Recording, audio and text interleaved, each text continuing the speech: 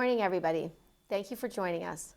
When Donald Trump campaigned for the presidency, he promised to cut costs for families, strengthening our economy, and help hardworking Americans get ahead. He vowed to bring good-paying manufacturing jobs back home and put American workers first. But as soon as he took office, all of those promises disappeared. Instead of focusing on lowering costs for American families or creating stable jobs, he has spent his time in office waging unpopular wars, giving enormous tax breaks to the super rich, and even building a new White House ballroom, all while working families struggle to keep up. Through his reckless tariff policies in particular, the president has actively hurt our economy, damaged our critical trade relationships, and pulled the rug out from under the very people he promised to protect. Let's be absolutely clear about what these tariffs actually are. They are a tax on American families. They drive up prices on everything from groceries to everyday essentials, hitting American families hard.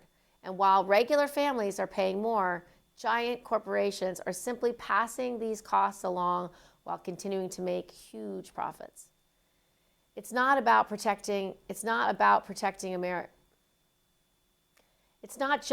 protecting American jobs. It's about making sure, President Trump is focused on making sure the wealthy benefit while everyone else is paying the price. It's been nearly a year since President Trump announced these tariff policies.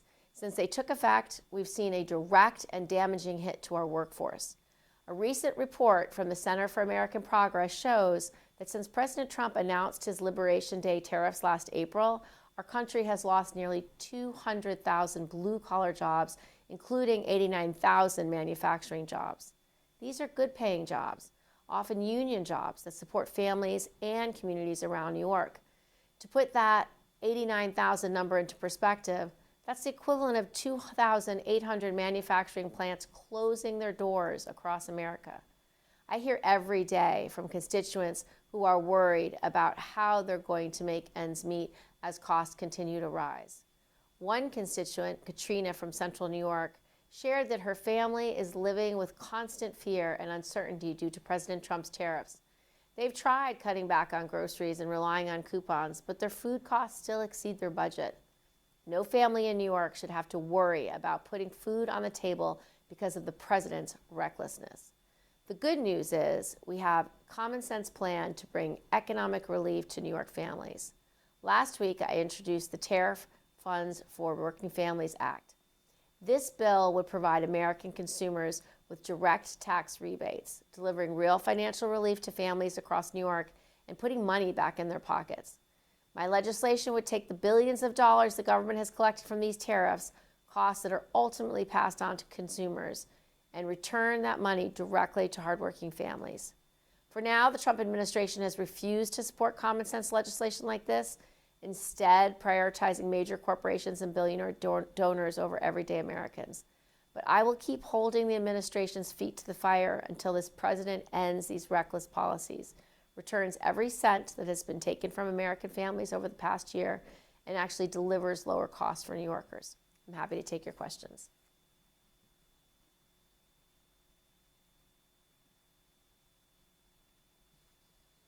Hi, it's Braden Traffis with WBNG 12 News. How are you, Senator? Fine, how are you? Thank you for asking. I'm good. So just two questions about the SAVE Act. It is in the Senate right now.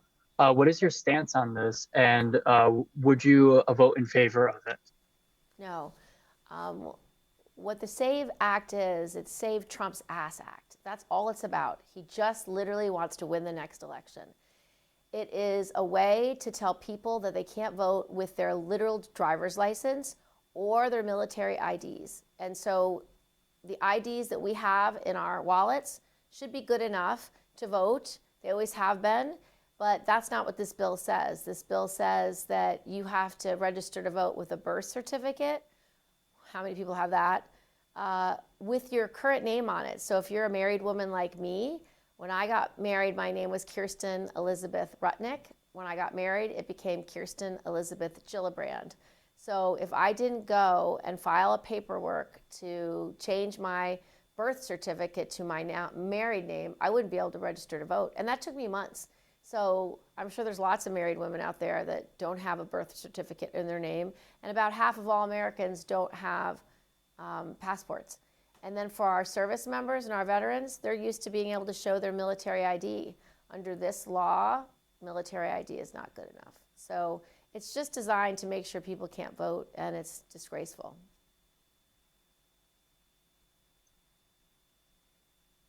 Hi, Senator. My name's Emily Watkins. I'm a reporter at Buffalo Toronto Public Media, and I cover disability. Thank you for hosting this. I'm wondering if you can talk a little bit about the math behind determining potential rebates for the tariffs, for the American public, because I imagine there's people who have been hit harder by the tariffs. Specifically, I'm thinking of, one of the things the tariffs have tried to target was drug costs, but in turn, from what I've read, it could actually end up raising drug costs for a lot of American families. So especially for the population I write about, I'm wondering how you account for people most severely impacted by the tariffs in creating potential rebates.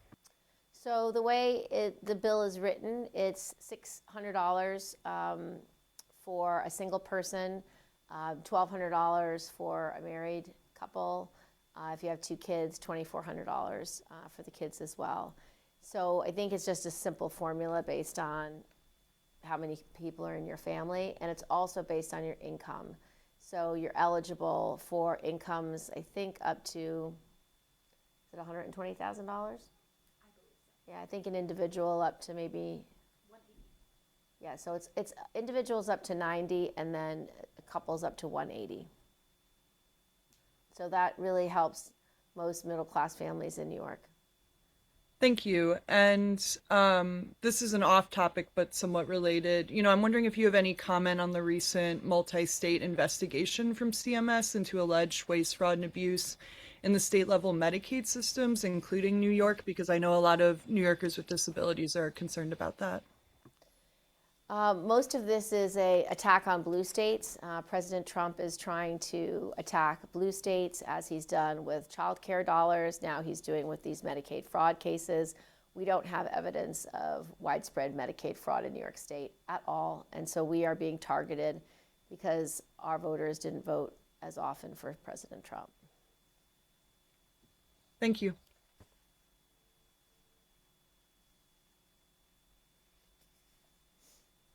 Anything else? Hi, Senator. This is Rachel Knapp with WENY News, the DC Bureau. I'm reaching out about the Pentagon's reported $200 billion request to Congress to continue the war in Iran. Wanted to get your initial reaction on that. So we have still not been asked to authorize this war. President Trump continues to obfuscate the purpose of the war. He's changed his mind multiple times. We don't have an exit strategy. So no, I will not be supporting a supplemental until President Trump actually explains himself to Congress. From what I can tell in the hearings I've been to over the last week, this war is not making us safer. In fact, it's making us much less safe. And it is causing huge rises in gas prices and economic insecurity. And so he is hurting Americans through this war. So no, I will not support this supplemental. Thank you.